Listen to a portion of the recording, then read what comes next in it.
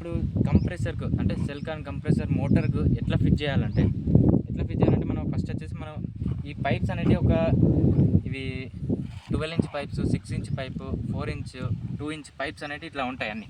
ఇలా ఈ పైప్స్ అన్నీ ఇలా ఉంటాయి. మనం వచ్చేసి దీన్ని ఇలా చేసుకోవాలి. ఒక దారం తీసుకోవాలి, ఏదైనా దారం చుట్టుకోవాలి. ఫస్ట్ దారం ఇలా చుట్టుకొని పర్ఫెక్ట్గా ఇట్లా చుట్టుకోవాలి దీన్ని.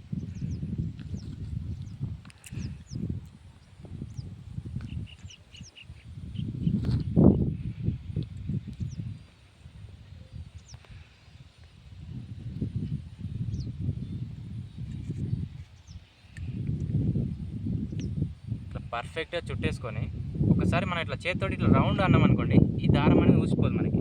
తర్వాత చెలాక్ కొట్టాలి. చెలాక్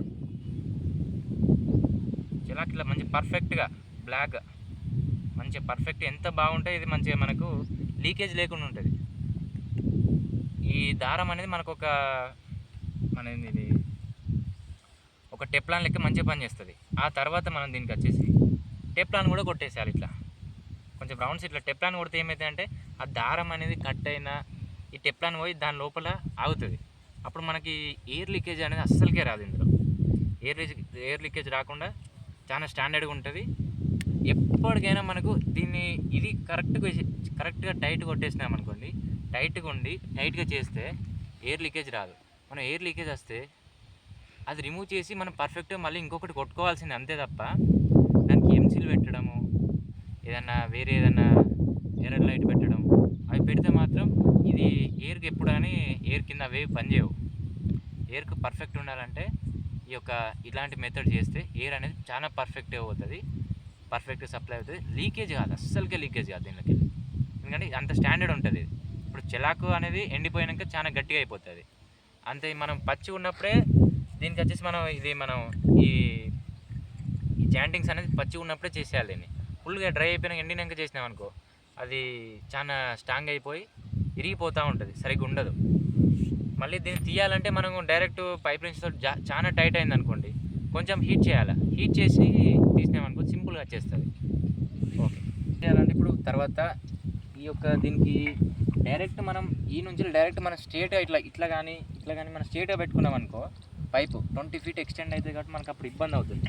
ఇప్పుడు మనం ఇట్లాంటిది ఒక ఎయిర్ కార్డ్ ఫిట్ చేసుకొని ఫస్ట్ మనం ఎయిర్ కార్డ్ ఫిట్ చేసుకోవాలి. కంప్రెసర్ ఎయిర్ కార్డ్ ఫిట్ చేసుకున్న తర్వాత ఎయిర్ కాకు దీనికి కూడా ఒక టెప్లాను, ఫస్ట్ ఒక దారము, తర్వాత టెప్లాను, ఇవి రెండు కొట్టిన తర్వాత దీన్ని ఫిట్టింగ్ చేసుకోవాలి. మనం ఎప్పుడైనా ఈ మీద దానికి అవసరం లేదు, ఓన్లీ కింది దానికి.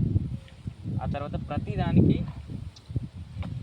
ప్రతి ఏది కానీ మనం ఫిట్ చేసినా కూడా ప్రతి దానికి ఇట్లా చెలాక్ కొట్టుకోవాల్సిందే. ఇలా కొట్టుకుంటే ఏమైందంటే కొంచెం మంచిగా అదే లీకేజ్ అనేది ఆ థ్రెడ్స్ నుంచి బయటికి రాకుండా ఉంటుంది. అప్పుడు మనం దీన్ని ఇట్లా ఫిట్ చేసుకుంటే చాలా ఈజీగా ఉంటుంది మనకు కూడా.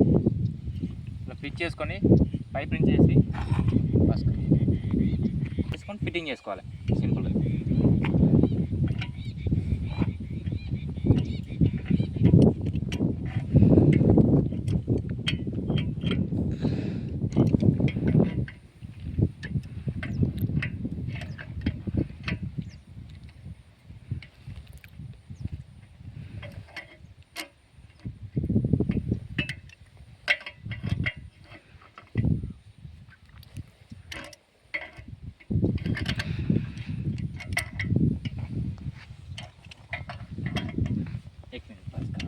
మనకు ఫుల్ టైట్ అయిపోయింది అనుకున్నాం.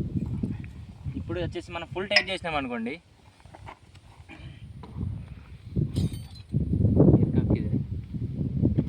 ఇప్పుడు మన ఎయిర్ కార్క్ అనేది కిందికి ఉన్నది కాబట్టి మనం ఫస్ట్ దాన్ని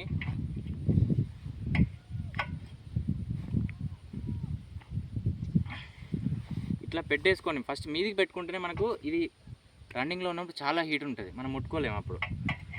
అప్పుడు మనం వచ్చేసి ఇప్పుడు మళ్ళీ దాని తర్వాత దీన్ని ఇట్లా పట్టుకొని ఇప్పుడు తిప్పుకోవాలి. మనం ఇప్పుడు ఇట్లా తిప్పుకుంటే అనేది మనకు స్ట్రాంగ్గా ఉంటుంది. మళ్ళీ మనకు ఏ డైరెక్షన్ కావాలంటే ఆ డైరెక్షన్ మనం ఇటు కావాలంటే ఇటు పెట్టుకొని దీన్ని మాత్రం పైకి పెట్టుకోవాలి.